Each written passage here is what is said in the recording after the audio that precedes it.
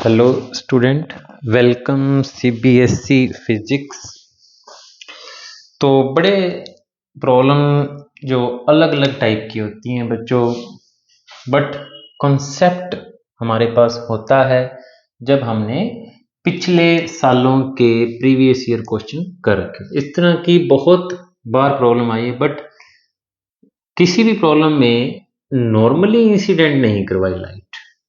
तो एक equilateral prism दे रखा है, इक्विलेटरल ग्लास प्रिज्म। इक्विलेटरल कहने का मतलब क्या है कि उसकी सारी एंगल 60 डिग्री है। इक्विलेटरल ट्रायंगल का हमको पता है ना बच्चों कि इक्विलेटरल प्रिज्म दे रखा है हमको, यानी कि एंगल ऑफ प्रिज्म 60 डिग्री है तीनों। ए ray of light incident normally, ये देखो बच्चों, ये नॉर्मली लाइट रे फाइल कर रही है, ठीक है। नॉर्मली जब भी लाइट रे किसी मीडियम के अंदर जाती है तो वो अपने पाथ से डेविएट नहीं होती बच्चों, तो सीधी जाएगी लाइट। तो लाइट अगले जो है फेस तक सीधी जा रही है।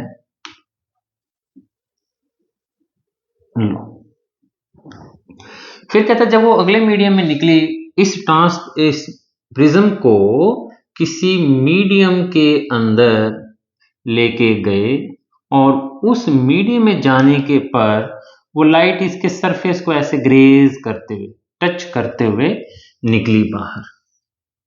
तो इस मीडियम का रिफ्रैक्टिव इंडेक्स पता लगाए। हमें इस प्रिज्म का रिफ्रैक्टिव इंडेक्स म्यू दे रखा है, यानी इस टर्म में आंसर आएगा हमारा म्यू की फॉर्म में। इक्विलेटरल प्रिज्म दे रखा है तो एंगल 60 डिग्री होगा। एक बात, ये एंगल 90 डिग्री है तो इस एंगल को इंसिडेंट एंगल 90 डिग्री होगा।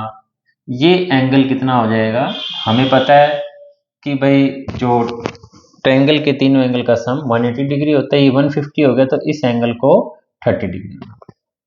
जब दूसरे मीडियम की बात होती है तो वहां हमको नॉर्मल ड्रा करना पड़ेगा, लेकिन एंगल इंसिडेंट एंगल रे का किसके साथ होता है, नॉर्मल के साथ, क्योंकि ये सम 90 डिग्री बनेगा तो ये 60 डिग्री हो जाएगा हमारा। तो ये एंगल हो गया हमारा 90 डिग्री जब लाइट रे बिल्कुल ग्रेज करती जा रही है। इसके बाद एंगल बढ़ेगा तो टोटल इंटरनल रिफ्लेक्शन हो जाएगा। तो अब जो है कहानी में कोई अपने को जो रिफ्रैक्टिव इंडेक्स फाइंड आउट करना है, अब सिर्फ अपने को स्नेल्स लॉ लगाना है। कहानी चाहे दोबारा से समझ लें, लाइट रे इंसिडेंट नॉर्मली, ये नॉर्मली एंटर करी क्योंकि रिफ्रैक्शन नहीं होगा, क्योंकि नॉर्मली फॉल करी, सीधी सीधी जाएगी, लेकिन अगले सरफेस पर जाने पर वो नॉर्मली इंसिडेंट नहीं हो रही। कितने एंगल पर इंसिडेंट हो रही है, 60 डिग्री पर। वो हमने ज्योमेट्री की हेल्प से पता लगाया। तो जो है ये एंगल 60 डिग्री आ गया, ये 90 डिग्री पर ग्रेज करती हुई जा रही है। इस मीडियम का रिफ्रैक्टिव इंडेक्स पता लगाना है, तो स्नेल्स लॉ की हेल्प से 2 नंबर का क्वेश्चन है, कोई ज्यादा नहीं है, बस ज्योमेट्री का पता होना चाहिए था। ज्योमेट्री हमने लगा दी। स्नेल्स लॉ लगाना है, n1 into sine I is equal to n2 sine r।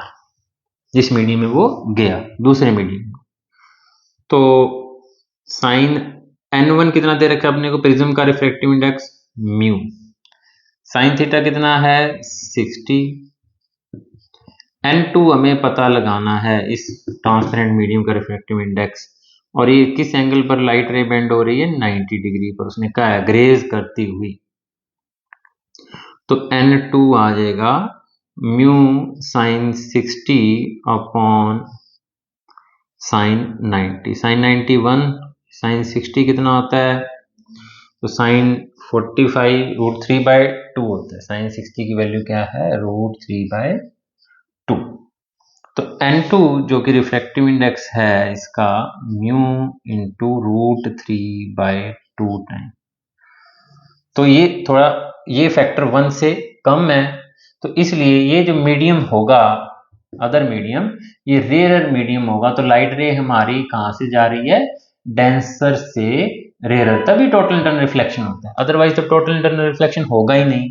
तो जो अगले मीडियम का रिफ्रैक्टिव इंडेक्स है म्यू इंटू √3/2 होगा। तो थैंक यू बच्चों, बड़ी अच्छी प्रॉब्लम थी, 19 प्रॉब्लम है ये, और करके ज़रूर देखें पिछली लास्ट ईयर्स की प्रॉब्लम, और चैनल पे आके देखें कि कैसे सॉल्व होती है वो प्रॉब्लम। Thank you student.